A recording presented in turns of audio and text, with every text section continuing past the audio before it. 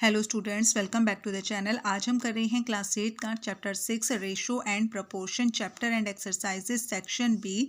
और इसका first part short and long answer type questions का क्वेश्चन नंबर 10 है। A and B can do a piece of work in 6 days and 4 days respectively.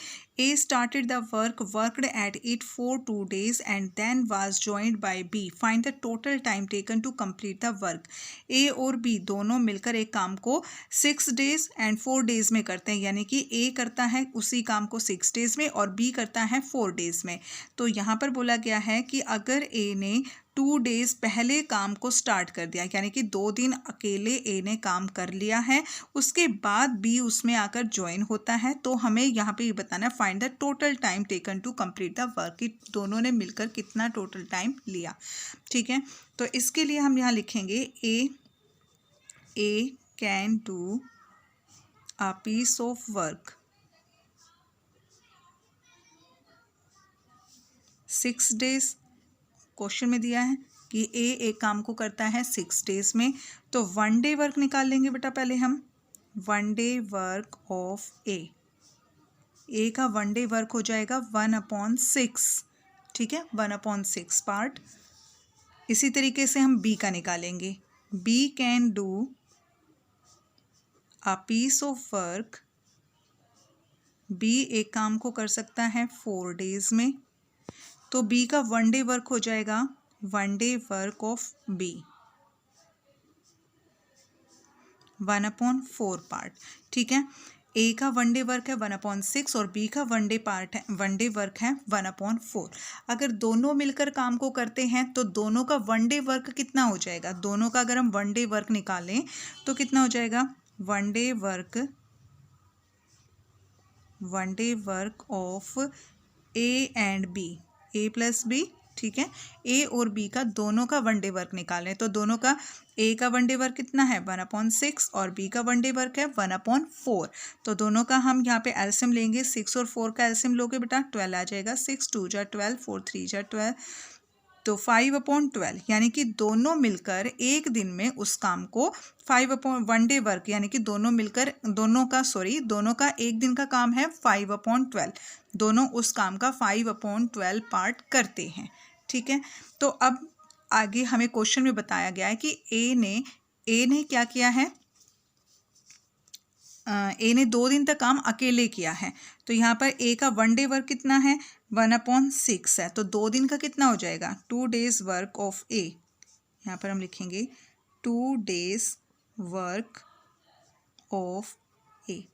तो ए का 2 days work हो जाएगा बेटा, एक दिन का काम है ए का 1/6 और 2 days का निकाल रहे हैं तो 2 से मल्टीप्लाई कर देंगे। 2 1 जा 2 एंड 2 3 जा 6, यानी कि 1/3 पार्ट लिख लेते हैं यहाँ पे। ठीक है, तो 2 दिन में ए 1/3 पार्ट करता है। 2 दिन में ए 1/3 पार्ट करता है।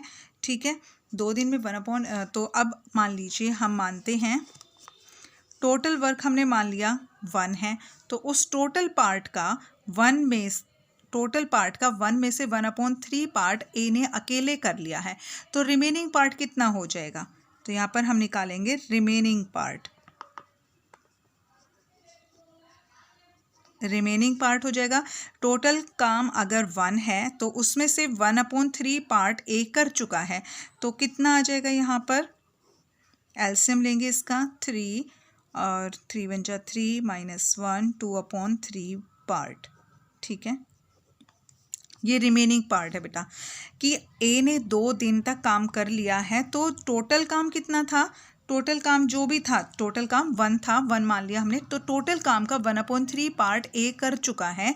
अब रिमेनिंग पार्ट बचा है 2/3 पार्ट। इस 2/3 पार्ट को ए और बी दोनों मिलकर करेंगे। ठीक है, तो आगे हम इसको निकालेंगे।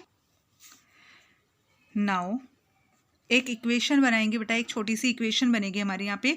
नाउ 5/12 क्या था हमारा? 1 day वर्क था ए और बी का। ये ए और बी दोनों का 1 day वर्क है, तो ए और बी का 1 day वर्क है, हमें यहाँ पर निकालना है डेज।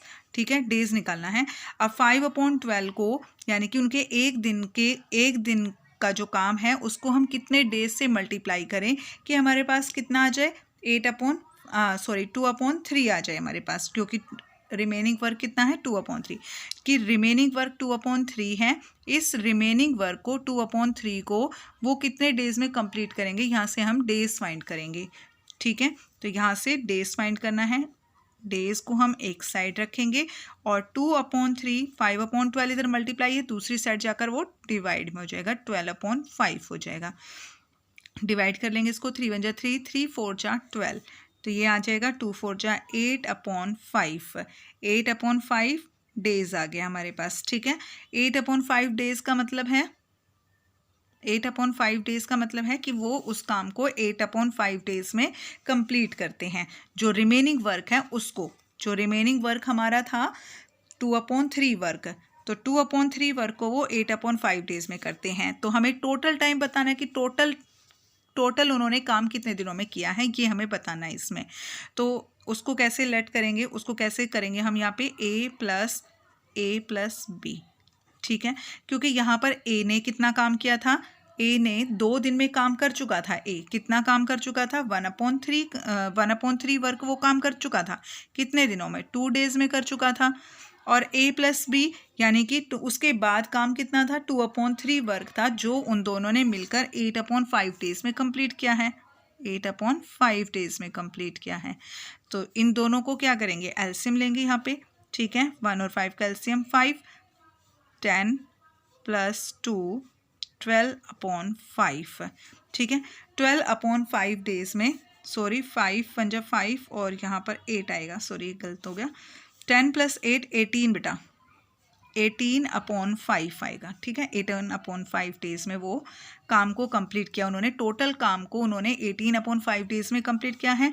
18 को 5 से डिवाइड करोगे, 5 × 3 = 15, 8 में 5 माइनस किया 3, 5, 3 × 3/5 इसका आंसर है, 3 × 3/5। ठीक है, तो आप इसको लिख सकते हो 3 डेज 6 आवर भी आप चाहो तो इसको लिख सकते हो, क्योंकि आगे अगर हम इसको करेंगे तो 5 6 = 30 आ जाएगा। तो 3 days and 6 hours हम इसको लिख